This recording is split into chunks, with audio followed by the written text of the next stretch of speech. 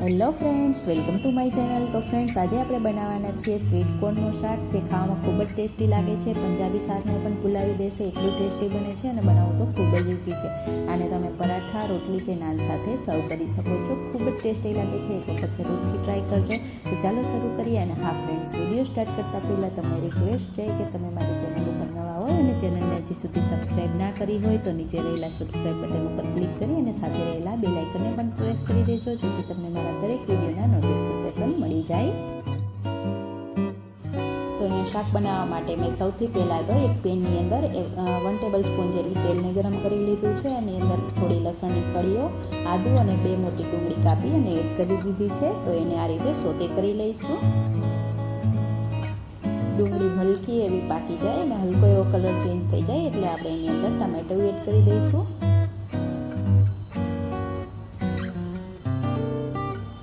તો અહીંયા મેં એક મોટી સાઈઝનું ટમેટું એડ કરી દીધું છે. હવે ઉપર થોડું નમક એડ કરી દઈશું, જેથી ટમેટું છે ફટાફટ સોફ્ટ થઈ જાય.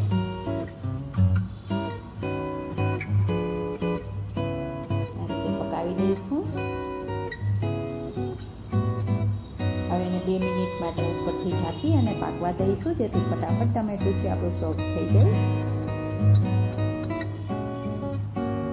તો અહીંયા તમે જોઈ શકો છો 2 મિનિટમાં સરસ મજાના ટમેટા સોફ્ટ થઈ ગયા છે.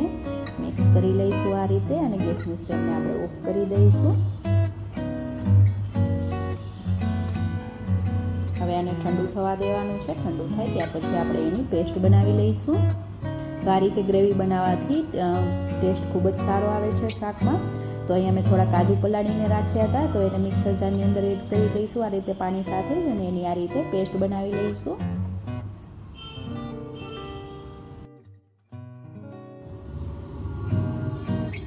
હવે જે ડુંગળી ટમેટાને આપણે પેસ્ટ માટે પકાવ્યા હતા, તો એ ઠંડા થઈ ગયા છે. તો એને પણ એડ કરી દઈશું આ રીતે, અને એની પણ એક ગ્રેવી બનાવી લઈશું.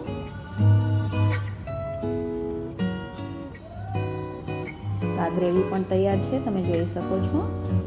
હવે બીજી એક પેનમાં મેં 2 ટેબલ સ્પૂન જેટલું ઓઇલ લઈ લીધું છે.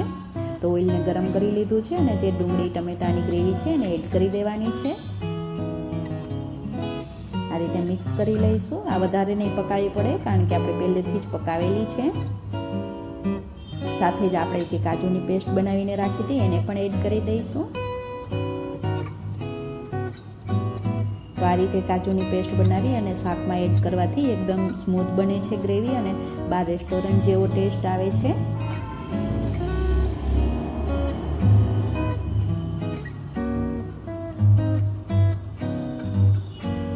હવે મસાલાઓ એડ કરી દઈશું ગ્રેવીમાં.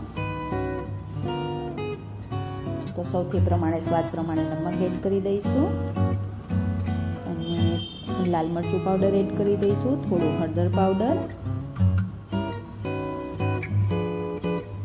થોડું અહીંયા મેં કાશ્મીરી લાલ મરચું પાવડર લીધું છે, તો એને પણ એડ કરી દીધું છે. એનાથી કલર સારો આવશે. થોડું એવું ધાણા જીરું પાવડર, ચપટી એવી સુગર એડ કરેલી છે. સુગરથી ખૂબ જ સારો ટેસ્ટ આવશે, તો થોડી એવી જરૂરથી એડ કરવી. મસાલાઓ બધા મિક્સ કરી દઈશું આ રીતે.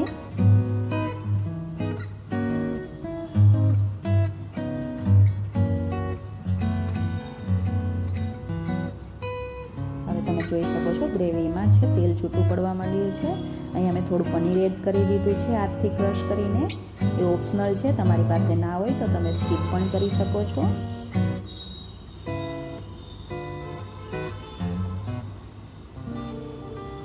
હવે થોડું એવું પાણી એડ કરી દઈશું.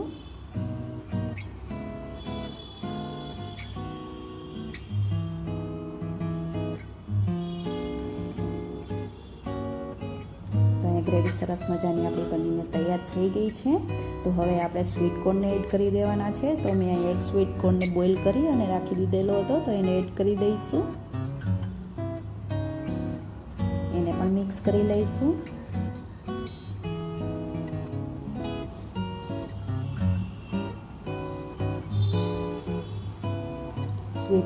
સ્વીટ કોર્ન છે બોઇલ કરેલો છે, તો એને વધારે વાર નહીં લાગે પાકતા. અહીંયા મેં થોડો કિચન કિંગ મસાલો ઉપરથી એડ કરેલો છે. તમારી પાસે ના હોય તો તમે ગરમ મસાલો પણ એની જગ્યાએ એડ કરી શકો છો. થોડી એવી કસૂરી મેથી આ રીતે હાથથી ક્રશ કરી અને એડ કરી દઈશું. બધી વસ્તુ મિક્સ કરી અને 2 મિનિટ માટે આપણે એને પકાવી લઈશું. તો ઉપરથી તેલ છૂટું પડે ત્યાં સુધી આપણે પકાવી લેવાનું છે શાકને. તો અહીંયા તેલ છૂટું પડી ગયું છે, તમે જોઈ શકો છો. તો અહીંયા આપણું સરસ મજાનું શાક બનીને તૈયાર છે. ઉપરથી થોડું એવું ચીઝ એડ કરી દઈશું. તો ફ્રેન્ડ્સ, તમને જો આ રેસીપી સારી લાગી હોય તો વિડીયોને લાઇક કરજો, શેર કરજો અને ચેનલને સબસ્ક્રાઈબ કરવાનું બિલકુલ ના ભૂલતા. Thank you, by.